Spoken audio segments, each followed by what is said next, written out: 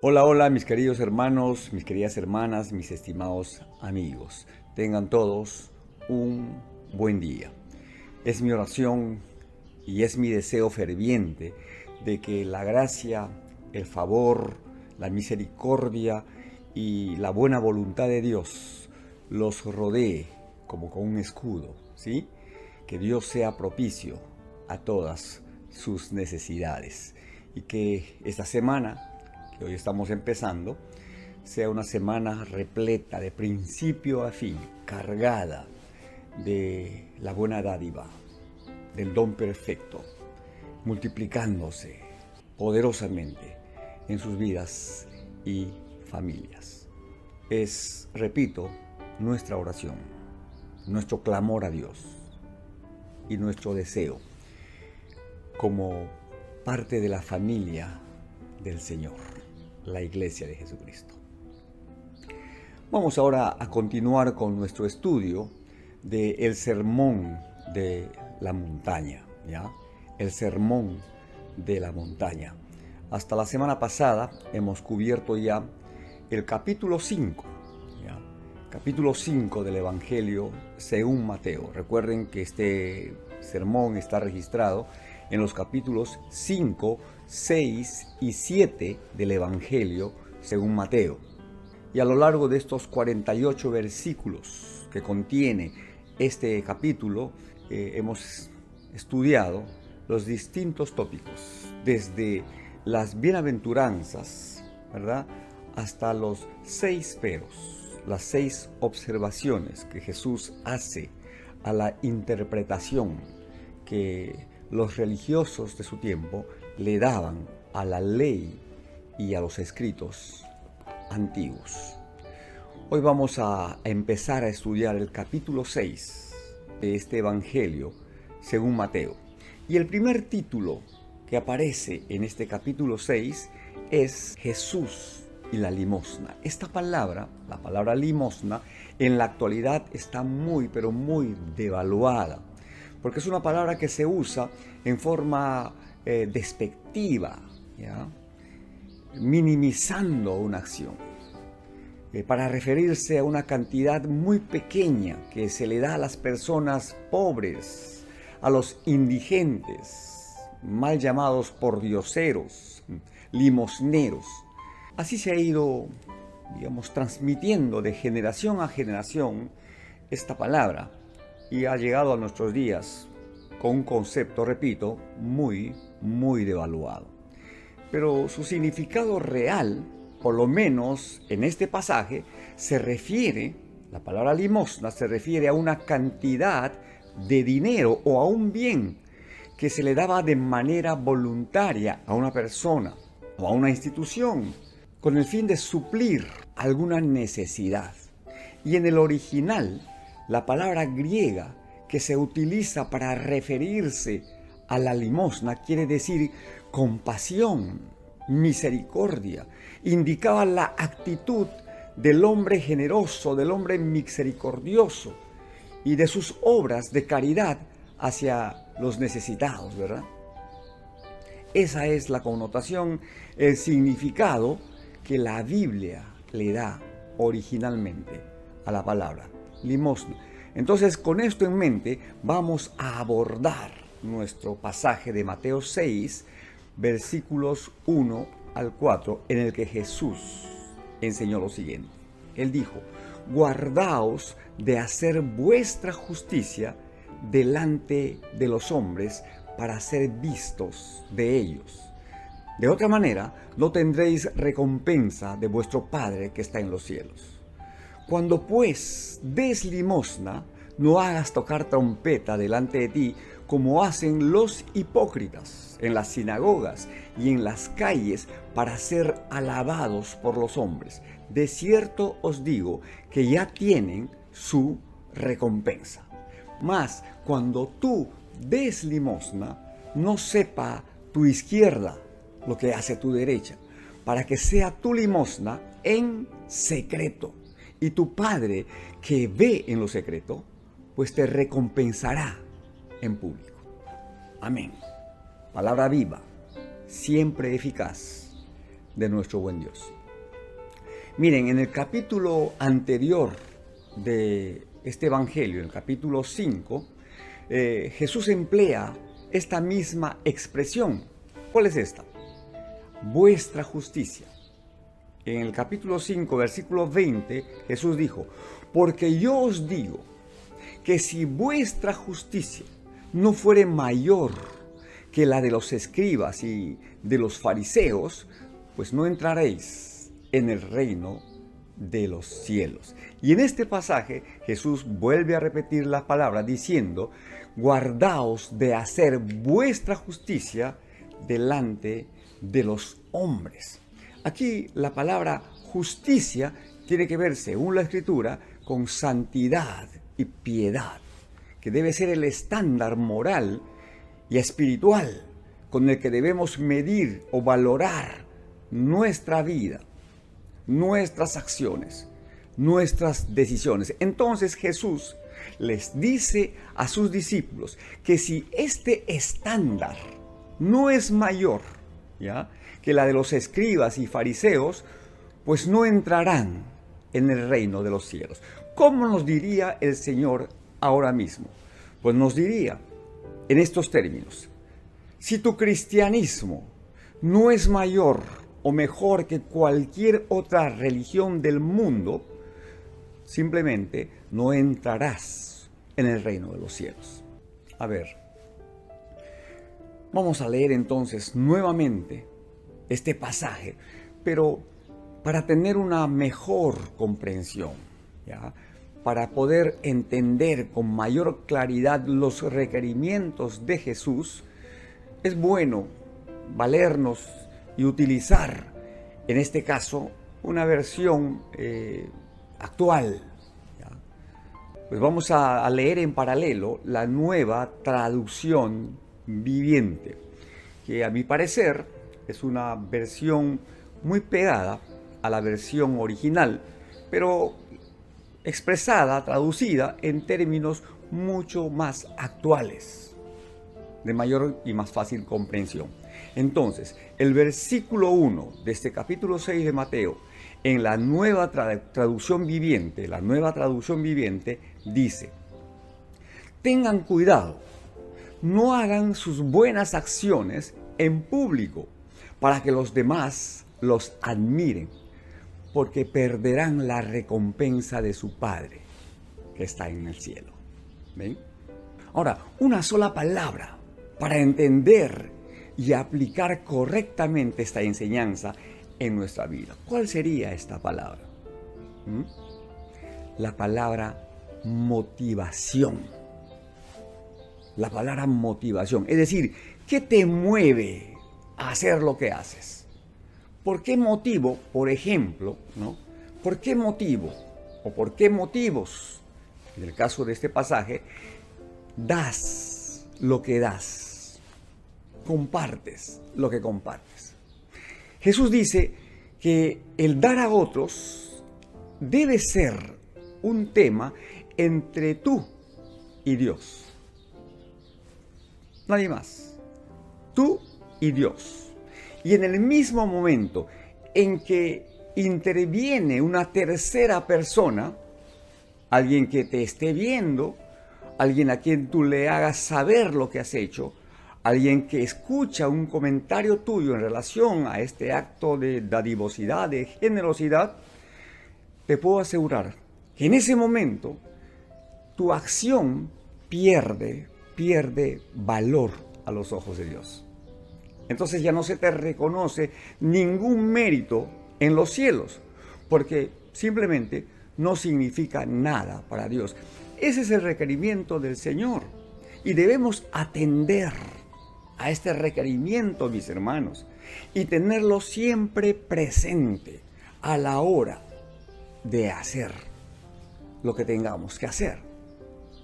El versículo 2, según la Nueva Traducción Viviente, continúa diciendo: cuando le des a alguien que pasa necesidad, no hagas lo que hacen los hipócritas, que tocan trompeta en las sinagogas y en las calles. ¿Para qué? para llamar la atención a sus actos de caridad. Les digo la verdad, no recibirán otra recompensa más que esa. Lo que pasa es que en el tiempo de Jesús, cuando los fariseos querían entregar algo a los pobres, acostumbraban a situarse en las esquinas o en la esquina de una calle.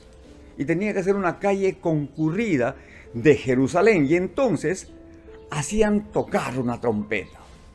Aunque su propósito era reunir o convocar a los necesitados, pues para recibir una limosna, al mismo tiempo, sutilmente, y yo creo que prioritariamente en su corazón, ellos se aseguraban de convocar a una cantidad importante de testigos también, para que puedan comprobar su generosidad, su acto, entre comillas, de bondad, su buena obra.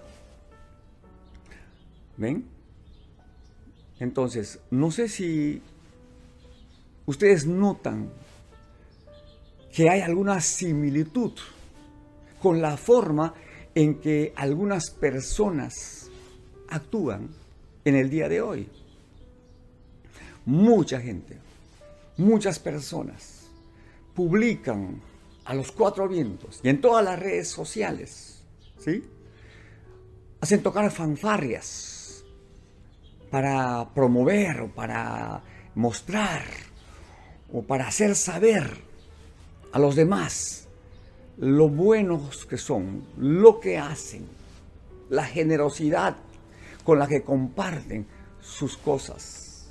Se toman fotos, selfies, graban videos, repito, y luego los publican poniendo al pie de la imagen textos conmovedores que lamentablemente desvirtúan ese acto de generosidad. Y esto es mucho más grave todavía si es que la persona que hace esto, las personas que hacen esto, se dicen cristianos. Mis hermanos, según la enseñanza de Jesús, cuando los fariseos, que eran pues el grupo preponderante, el de mayor influencia, grupo religioso, ¿verdad?, en la sociedad judía, ellos cuando obraban de esta manera, es decir, haciendo tocar trompetas para mostrar a todos lo generosos que eran, según Jesús, ellos al actuar así ya obtenían su única recompensa. ¿Y cuál era esta? Bueno, pensemos en lo que ellos buscaban. Jesús dijo que ellos lo hacían ¿para qué? Para recibir el reconocimiento, la buena opinión de los demás. Al hacer sonar la trompeta, todos acudían prestos a presenciar este acto de generosidad. Bueno, esa era toda su recompensa, ¿ya? Que la gente de pronto los mirara y los admirara, diciendo, wow, qué hombre tan generoso, qué hombre tan pródigo, tan desprendido. No, hermano, yo siempre hago un paréntesis, yo siempre he sostenido esto. Todo lo que hagamos en nombre del Señor, o para el Señor, o como extensiones de la gracia del Señor, debemos hacerlo con sencillez, con humildad, con generosidad, claro que sí, con desprendimiento, pero por supuesto que sí. Pero la gloria, la honra y finalmente la provisión se la atribuimos a nuestro buen Dios. Los aplausos, el reconocimiento, los deditos levantados, los golpecitos en el hombro en señal de aprobación y de admiración, para un cristiano está de más. Eso es como recibir ya un anticipo en este mundo de la recompensa que Dios tiene preparada para ti por actuar de esa manera. Repito, yo siempre he sostenido, yo no quiero anticipos. Yo no estoy interesado en adelantos. Y no debemos, ninguno de los que decimos ser creyentes y discípulos de Jesús, estar interesados en estas prácticas. Yo quiero recibir en el día postrero mi cheque completo, sin descuento. ¿En qué términos? Que cuando llegue el día de la comparecencia, el día de la rendición de las cuentas, acerca de la mayordomía que ejercimos sobre nuestra vida, escuchar de la boca del Señor, decir, bien, buen siervo, fiel, sobre poco has sido fiel, sobre mucho te voy a poner, pasa, disfruta del reposo de tu Señor. Cierro paréntesis. Motivación, hermanos. Motivación correcta. Actitud generosa, desprendida, sensible, pero todo en conexión con aquel que es el dador por excelencia. De gracia, dice la Escritura, de gracia hemos recibido. Entonces, de gracia debemos dar todo lo que damos. Punto. Siguientes versículos, versículos 3 y 4, en la Nueva Traducción Viviente. Continúa el Señor diciendo, pero tú, cuando des a alguien que pasa necesidad, que no sepa tu mano izquierda lo que hace tu mano derecha. Entrega tu ayuda en privado, y tu Padre, que todo lo ve, te recompensará públicamente. Hermanos, repito, esta es la actitud de un verdadero creyente. Es decir, perfil bajo, a solas, sin testigos, excepto Dios. Y todo movidos por la misericordia, por el sentido de oportunidad. Y por supuesto, sin esperar nada, absolutamente nada a cambio. Y aquí, hermanos, debemos recordar también lo que dice la Escritura en cuanto a lo que hacemos y la motivación con lo que hacemos. Dice, y todo lo que hagáis, este versículo es recontra archiconocido por la comunidad cristiana del Renuevo, porque hemos tomado este versículo de Colosenses 3, 23 y 24, lo hemos tomado como un estándar, ¿ya? En relación a las motivaciones, la medida más alta para medir precisamente las motivaciones de nuestro corazón a la hora de hacer lo que hacemos, pequeño o grande, visible o lo que no se ve. Dice, todo lo que hagáis, hacedlo de corazón como para el Señor y no para los hombres, sabiendo que del Señor recibiréis la recompensa de la herencia, porque a Cristo el Señor servís. Pero dice más la Escritura, dice que más bienaventurado, más feliz, más dichoso es dar que recibir. En un pasaje del Evangelio, Jesús reúne a los suyos y a aquellos que se resistieron a recibir su palabra. Y a los suyos les dijo, vengan benditos de mi Padre, estoy parafraseando, ¿ya? Y disfruten de las bendiciones que el Padre ha preparado para ustedes. Disfruten de su presencia, de su reposo. Y les voy a decir por qué. Porque un día yo tuve hambre y me dieron de comer. Tuve sed y me dieron de beber. Fui forastero, fui tocando puertas y ustedes me abrieron las puertas de su corazón y de su hogar y me acogieron en casa. Estuve desnudo y me cubrieron mi desnudez.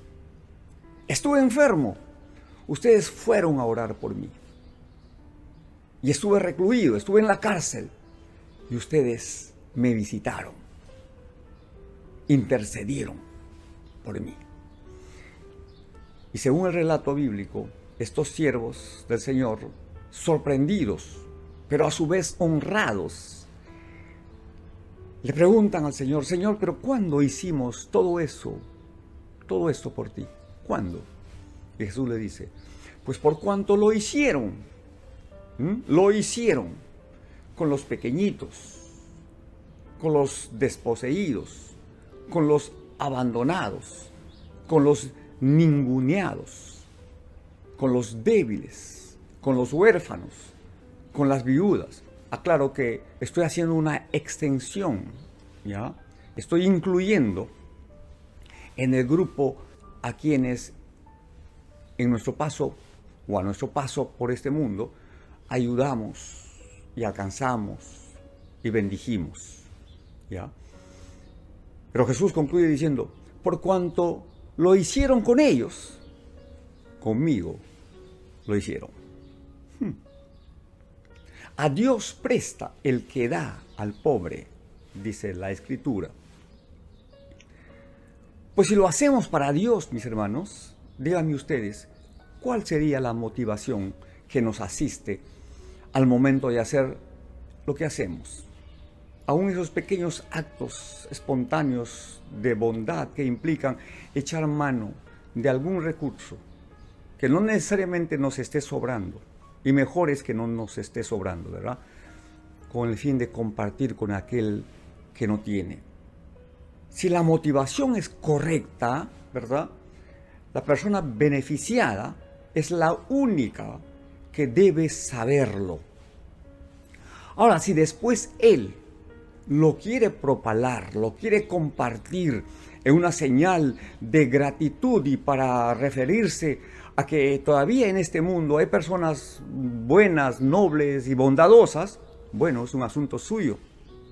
Pero tú que lo haces, cerciórate de que no haya nadie alrededor.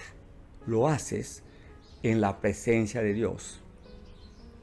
Y repito, si lo haces para Dios, lo haces de corazón, con la mejor motivación. Entonces, mi hermano, mi hermana, sé generoso, caritativo, sensible, solidario, compasivo, desprendido. Haz justicia a los huérfanos, ampara a las viudas, cubre al desnudo, comparte tu pan con el hambriento.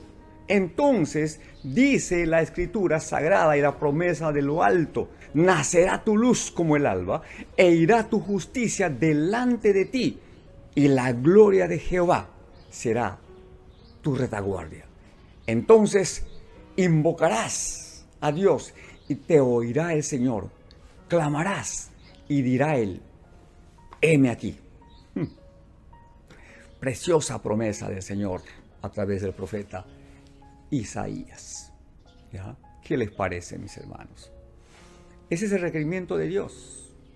Ese es el deseo de Dios. Bendecirnos. ¿Pero para qué quiere bendecirnos? Para que seamos de bendición. Para que seamos un canal de las bendiciones que vienen de lo alto. Y miren ustedes su recorrido. Vienen de lo alto y bendicen tu vida primero. ¿Ya? Y como las bendiciones de Dios son sobreabundantes, al momento de que se rebalsa tu copa, tú puedes derivar esas bendiciones. Déjate usar, déjate guiar, deja que Dios alcance a este mundo necesitado. Pero sé tú un medio poderoso, un instrumento noble en las manos milagrosas, poderosas, prodigiosas de nuestro buen Dios. Que en esta semana tú estés a la altura de la demanda, la exigencia y el requerimiento de Dios. No te niegues a hacer el bien. No postergues el apoyar, el ayudar. Dice la Escritura que apenas tengas la oportunidad de hacer el bien, hazlo. Si no lo haces, dice la Escritura también que esa negativa se te toma como un cargo en tu cuenta. La Biblia dice que el que sabe hacer el bien y no lo hace, pues le es contado como pecado. Pero bueno, ese ya es otro tema. Lo cierto, mi hermano, es que Todos los días Dios te da la oportunidad de poner por obra su palabra y demostrarle tu obediencia y tu fidelidad. Y Dios, que no es deudor de nadie y que honra siempre a los que obedecen su palabra, honra a los que le honran, obviamente, Él apresurará a poner por obra su palabra en ti. Es decir, a cumplir rápidamente su promesa en favor de ti. Porque Él ve que tú eres un buen administrador de su gracia, que tienes un corazón moldeable, un corazón permeable a su palabra y a su espíritu, que produce el deseo suyo en tu corazón. Su palabra dice, finalmente, amado, y en ese amado ponle tu nombre, como te llames, amado. Yo deseo, dice el Señor, a través del escritor de esta carta, la tercera carta de Juan, amado, yo deseo que tú seas prosperado en todas las cosas, y deseo también que tengas salud, así como prospera tu alma. Siempre hago esta pregunta: si ese es el deseo de Dios, ¿lo deseas tú también? Obviamente la respuesta es sí. Yo deseo que Dios me prospere. ¿Y para qué deseo que Dios me prospere? Pues también para ser un canal de bendición y de prosperidad para otros. Entonces, mi hermano, el encargo está dado. Extendamos esta cadena, extendamos este círculo de vida, de bendición, de edificación, de virtud, y todo para gloria, honra, alabanza, reconocimiento y grandeza de nuestro buen Dios. Que así sea. Les mando un abrazo enorme, mis hermanos, un abrazo fraterno, con mis mejores deseos y parabienes para ustedes y sus familias. Si el Señor así lo permite, nos volveremos a encontrar la próxima semana. Que así sea. Adiós.